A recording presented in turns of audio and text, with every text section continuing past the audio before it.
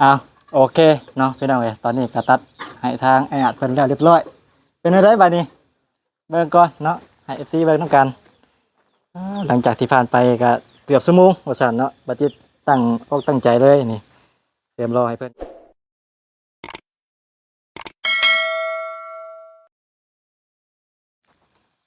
สุขที่มันเสมอมันเครือใหม่ความเจ็บอย่าสุใดความไข่อย่าสุมีเด้อเนาะพี่น้องเอ้ย กับทักทายสวัสดีครับสวัสดีและสบายดีพ่อแม่พี่น้อง FC เบิร์ดสุขุสุขคนเด้อยินดีต้อนรับทุกคนเข้าสู่ซ่องของบ่าวจิตบ้านโคกอีกแล้วสบายดีบรรยากาศยามสวยๆคือเก่าเนาะตอนนี้บ่าวจิตก็ยังอยู่ที่บ้านหรือว่าเฮือนของไออาจอยู่เด้อเนาะพี่น้องเอ้ยเนาะมาเยี่ยมมายามทางไออาจเพิ่นเมื่อนี้พอดีว่ามี FC ได้คอมเมนต์มาบอกบ่าวจิตเนาะบอกบ่าวจิตว่าบ่าวจิต ไปตัดผมให้ทางไออาจในเด้อว่าซานผมเพิ่นยาวแห้งหลายเนาะได้เฮือนหลังใหม่แล้วก็อยากให้ต้นโตเพิ่นสะอาดสะอ้านแน่ตัดผมให้เกลี้ยงให้เก่าแน่ว่าซานเนาะพี่น้องเอ้ยโอเคเนาะมื้อนี้บ่จิตก็เลยได้เข้ามาเยี่ยมมายามทางอ้ายเพิ่นแล้วก็ได้ถืออุปกรณ์การตัดผมมานำเนาะสิได้มาตัดผมให้ทางอ้ายอาจเนาะพี่น้องเอ้ยก็ไปท่าเบิ่งท่าโซนนํกันเนาะบ่จิตสิตัดออกมาเป็นแนวใดเนาะ สีงามบ่หรือว่าสีหัวไล่กลับไปเบิ่งไปโซนน้ำกันเลยเนาะพี่น้องเอ้ย เอาเนาะนี่บรรยากาศอยู่บ้านไออาจเมื่อนี้อากาศค่อนข้างที่จะดีเนาะพี่น้องเอ้ยอากาศบ่ร้อนอบอ้าวอากาศแดดอ่อนๆหลังจากที่ฝนตกมาเมื่อวานนี้เมื่อนี้อากาศก็ค่อนข้างที่จะดีเลยเนาะนี่เมื่อนี้ประจิตกามาเยี่ยมเพิ่นเนาะทางด้านหน้าของประจิตนี่ก็เป็นดินเนาะดินทาง ผู้หลักผู้ใหญ่ใจบุญเพิ่นได้ซื้อให้ทางไออาจเอาไว้ถมดินให้มันเพียงกันพี่น้องเลยเนาะนี่ทางด้านหน้าของมัสยิดก็เป็นเพื่อนของไออาจพี่น้องเลยตอนแรกเนาะตอนแรกน่าจะเข้าไปนอนได้แล้วเพราะว่ามื้อเช้านี้เพิ่นก็ได้เฮ็ด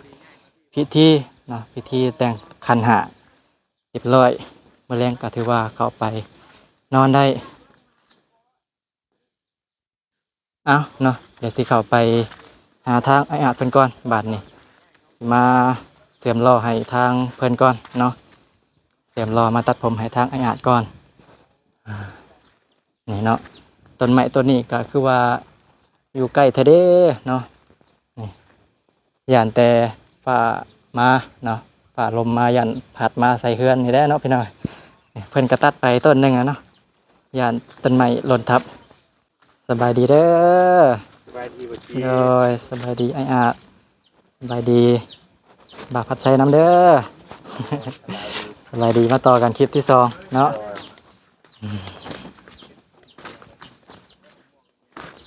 ยังอ่ะนะ เฮ้ย ยัง อุปกรณ์เสริมล้อนี่ โอ้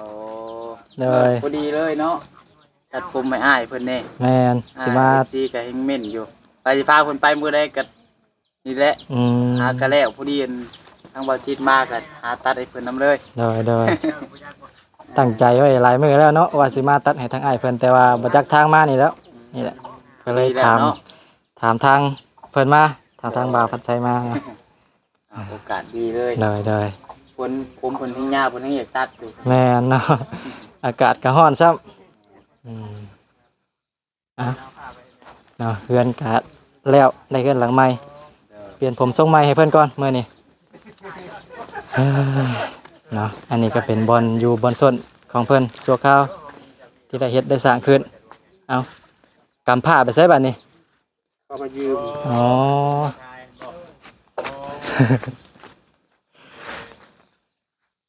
กำผ้าไปตัดใหม่บ่เอาเนาะก็ตามที่ FC เพิ่นได้มาคอมเมนต์มาบอกว่าจิตว่าให้มาตัดผมให้ทางไออาจแน่ โดย ตัดบ่ ตัดเลยเนาะ ตัดทันแล้วเนาะ ผมยาวหลาย6ลายเนาะ แต่ผมบ่ได้ซาเด้บ่จีบ่ได้ซา30,000 40,000 เดี๋ยวบ่เป็นหยังบ่เป็นหยังเนาะเอาเลยบ่บัดเลงเลยบ่ เลย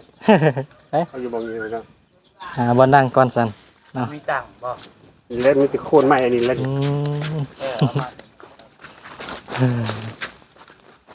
ย่อได้บ่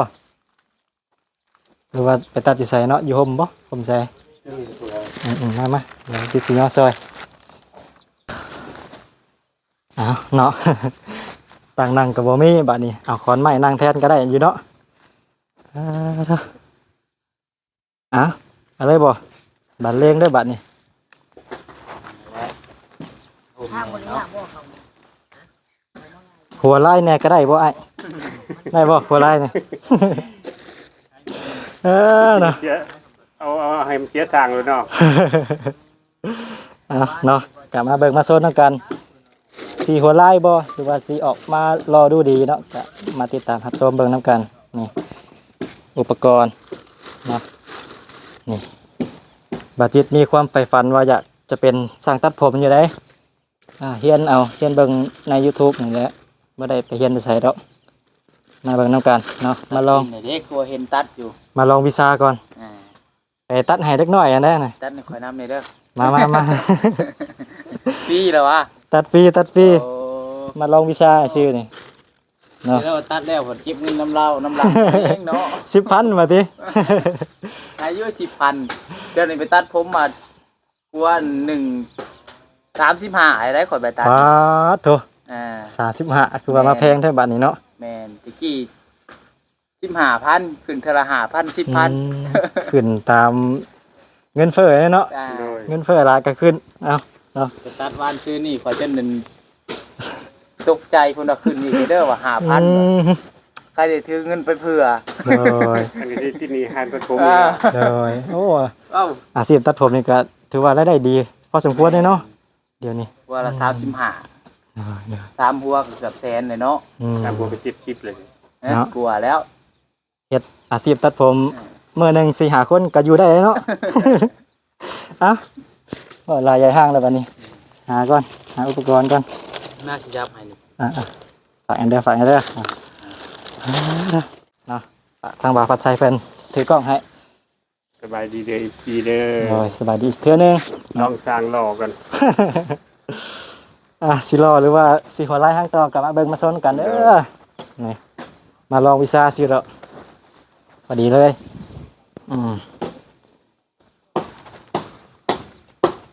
ปึ๊บ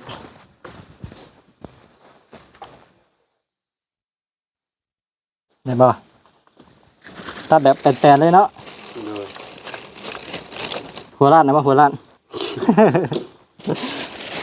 ตัดอะไรก็ได้อย่าให้รอน้อยอ่ะเนาะ โดย อย่าให้รอคือเก่า เออโอเคเนาะพี่น้องเอ้ยมาถึงขั้นตอนนี้แล้วบัจิตก็สิได้ขอพากย์เสียงเอาเด้อเพราะว่าเสียงปัตเตอร์เลียนมันดังหลายเนาะมันบ่ได้ยินเสียงเบาของบัจิตเลยบัจิตก็เลยสิมาพากย์เอาแทนนี่เนาะพี่น้องเอ้ยบัจิตก็ตั้งอกตั้งใจไว้หลายมื้อหลายวันเลยเนาะว่าสิมาตัดผมให้ทางอ้ายเพิ่นเพราะว่าเห็นผมเพิ่นยาวหลายเนาะยาวแฮงแล้วมื้อนี้ก็มีโอกาสดีเนาะมีโอกาสดีได้เข้ามาหาอ้ายเพิ่นมาเยี่ยมมายามแล้วก็มาตัดผมให้ฟรีเนาะพี่น้องเอ้ยนี่เนาะบัจิตก็สิตัดให้มันสั้นๆแน่จักหน่อยเนาะก็สิตัดทรงรองทรงสูงเนาะพี่น้องเอ้ยรองทรงสูงตัดแบบสั้นๆแน่จักหน่อยเนาะให้มันสบายหัวนี่โซนนี้ก็ยามร้อนซ้ำพี่น้องเอ้ยยามร้อนเนาะผมยาวนี่แห้งร้อนเนาะนี่แหละบัจิตก็อยากมาลองวิชาเลยพี่น้องเอ้ยวิชาที่บัจิตได้ทำเรียนมากะถือว่าหลายปีพอสมควรเนาะนี่บัจิตเรียนมาจาก YouTube เด้อเนาะพี่น้องเอ้ยเรียนมาจาก YouTube เบิ่งเอาแล้วก็จำใช้วิชาครูรักภักจำเอาพี่น้องเนาะจำแล้วก็มาตัดมาลองตัวจริงแบบนี้แหละเนาะมาลองวิชานี่มื้อนี้ก็มาตัดให้ทักอ้ายอาดเนาะก็มาถาเบิ่งถาส้มน้ำกันเนาะพี่น้องเอ้ยว่าออกมาสิเป็นแนวใดสิหัวไล่ทางต่อบ่เนาะหรือว่าสิออกมาดูดีเนาะพี่น้องเอ้ย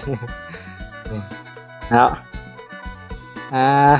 แถขึ้นไปให้มันสูงๆเนาะทางข้างมันให้มันขาวๆในจักหน่อยมันจะสิได้สบายหัวทางเฮือนซานลานแป้นของไออาดกันแล้วเป็นทีเรียบร้อยเนาะวาจิตก็เลยอยากจะมา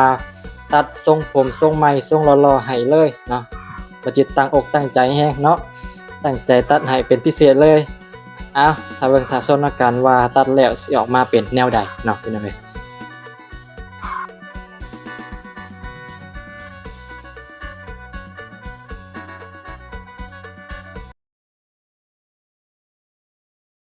โอเคเนาะพี่น้องเอ้ยตอนนี้ก็ตัดให้ทางไอ้อาจเพิ่นแล้วเรียบร้อยเป็นอะไรบัดนี้เบิ่งก่อนเนาะให้ FC เบิ่งนํกันหลังจากที่ผ่านไปก็เกือบชั่วโมงว่าซั่นเนาะบัดจิตตั้งอกตั้งใจเลยนี่เตรียมรอให้เพิ่นก่อนว่าเนาะเบิ่งกันชัดๆเด้อพี่น้องเด้อเป็นจังไดเนาะผลงานของบัดจิตผ่านอยู่บ่เนาะพอที่สิเปิดห้านได้อยู่บ่เนาะนี่ก็ถือว่าบัดจิตก็ถือว่าพอใช้ได้อยู่เด้เนาะ บ่ได้ประมาทชีวิตตัวเองได้นี่มันสำหรับผู้บ่าวบ้านนี้เนาะ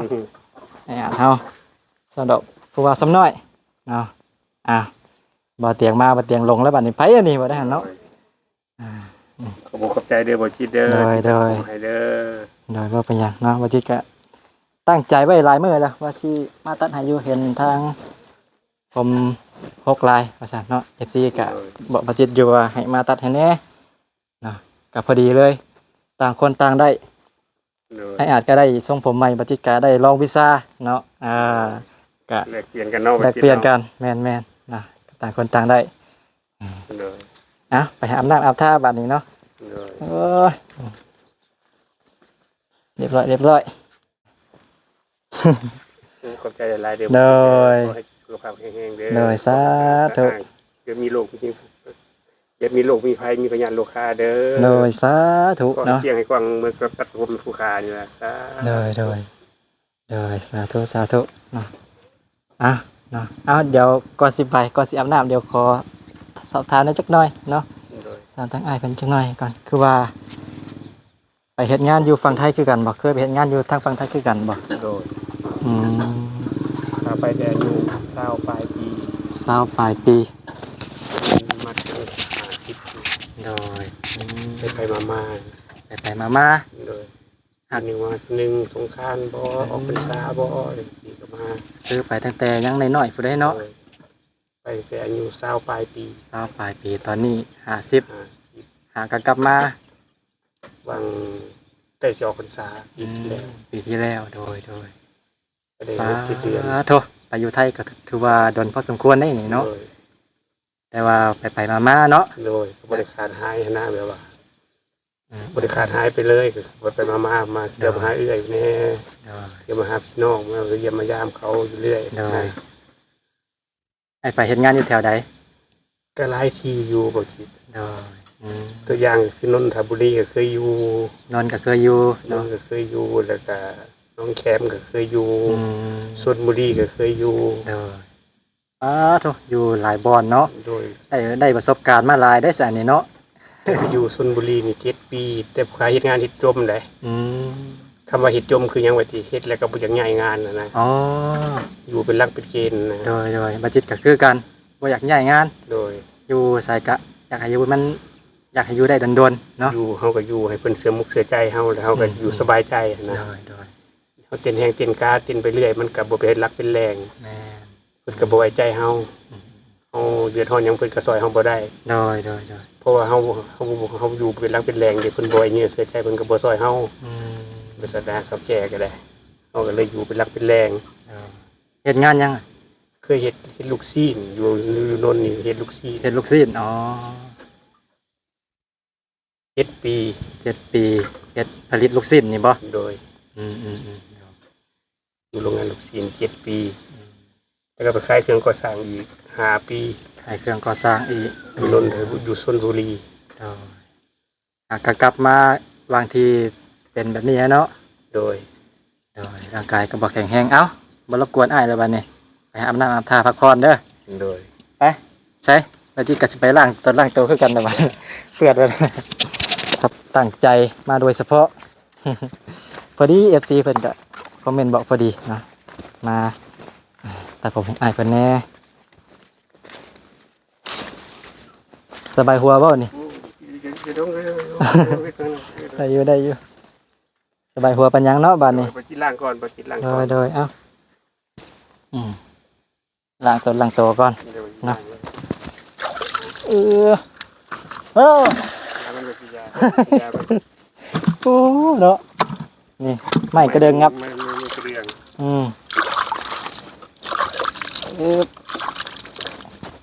อันนี้ทางว่าเตียงก็มาเฮ็ดให้บ่นี่ มีเบาลี บาลีบาลีน้องมาเตียงให้เนาะ โดย อืมมาเจาะน้ำให้นะอ่ะเรียบร้อยโอ้เอาเนาะก็คือสิมีเพียงสำนีแหละมันนี้จะมาตัดผมให้ทางให้เพิ่นเนาะถ้าว่ามีโอกาสจะได้เข้ามาเยี่ยมมายามใหม่อยู่เนาะ โดย โดยมันนี้ก็คือมีเพียงสำนีเนาะตัดผมให้เพิ่นได้เรียบร้อยจะได้ขอโตวเมื่อระบาดนี้เด้อ โดยขโมยกับใจร้ายเด้อบ่คิดเด้อ โดยครับใจคือกัน เยี่ยมมายาม โดย มาตัดผมให้พร้อมเลยตั้งมุกตั้งใจมาเลย แม่นตั้งใจมาเลยขอบคุณหลาย โดยอ่ะ ๆขอให้เดินทางปลอดภัย โด ไป ย เลยครับ โดยสาธุเนาะให้คือกันเด้อบัดนี้ให้มีชีวิตที่ดีขึ้นกว่าเก่าแล้วบัดนี้เนาะ โดย อาบน้ำอาบท่าล้างสิ่งที่บ่ดีออกไปเนาะ โดย ตัดผมใหม่แล้วบัดนี้ขอให้สิ่งดีๆเข้ามาเด้อบัดนี้เด้อ โดย ขอตัวเดินทางมาก่อนเด้อบัดนี้เด้อ โดย ให้ทางให้เพิ่นได้อาบน้ำอาบท่าเนาะเฮ็ดหยังกินเด้อมื้อนี้เนาะ ล่าง เบิ่งก่อนต้มมันยังไงนี่ เขาพวกที่โตนั่นแห อื ละ มอาหารมาสั่นๆเนาะ เอาเนาะต้องขอตัวเมื่อก่อนเด้อวันนี้เด้อมันนายสิมาเยี่ยมยามใหม่นี่เนาะเรือนซานด้านเพิ่นก็แล้วเรียบร้อยมื้อนี้ก็ถือว่ามีโอกาสดีเนาะได้มาทำความรู้จักแล้วก็ได้มาตัดผมให้ทางเพิ่นเนาะเรือนซานก็แล้วเรียบร้อยมื้อตอนแรกก็ถือว่าเข้าไปนอนได้เนาะสวัสดีเด้อแม่เด้อมาแต่ไสอันนี้ สบายดีมากแต่หาคุด โอ้ จีนี่ อีหยังอันนี้ ได้ละไม้น้อยหนึง อื สองสามตู้เมื่อยแล้วแม่ล่ะ หาอยู่หากินเนาะ เออ เลย